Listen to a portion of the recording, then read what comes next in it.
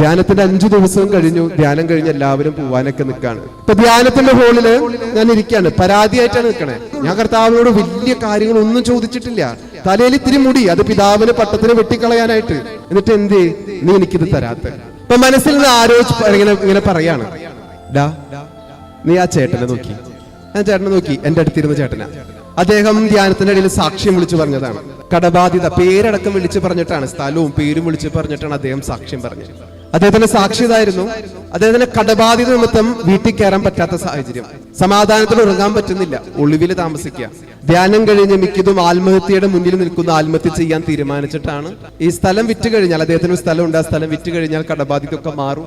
പതിവൃത്തി തടസ്സങ്ങൾ മാത്രം ഇങ്ങനെ തടസ്സങ്ങളാണ്. അപ്പോ ഇനി മുന്നിലുള്ളത് ആത്മഹത്യയാണ്. ആ ചേട്ടനെ ഇങ്ങനെ ചൂണ്ടിക്കാണിച്ചിട്ട് ഇങ്ങനെ പറയാണ്, എടാ നീ ആ ചേട്ടനെ നോക്ക്, എത്ര ദിവസമായി അദ്ദേഹം ഒന്ന് വീട്ടിൽ കയറിയിട്ട്, രാത്രി ഒളിച്ചും പാത്തുമാണ് വീട്ടിൽ കയറണേ. എത്ര ദിവസമായി അദ്ദേഹം സമാധാനത്തോടൊന്ന് ഉറങ്ങിയിട്ട്. അദ്ദേഹത്തിന്റെ പ്രശ്നങ്ങൾ മാറി. ശരിയാണ്, അദ്ദേഹത്തിന് അത്ഭുതം, അനുഗ്രഹം കിട്ടി. നീ ഒന്ന് ആലോചിച്ച് നോക്ക്, ആ ഒരു പ്രശ്നം നിനക്കില്ലാത്തത് ഒരു അനുഗ്രഹമല്ലേ? സമാധാനത്തോടെ നിനക്ക് ഉറങ്ങാൻ പറ്റുന്നത് ഒരു അത്ഭുതമല്ലേ, ഒരു അനുഗ്രഹമല്ലേ? നീ അതെന്താ തിരിച്ചറിയാത്ത?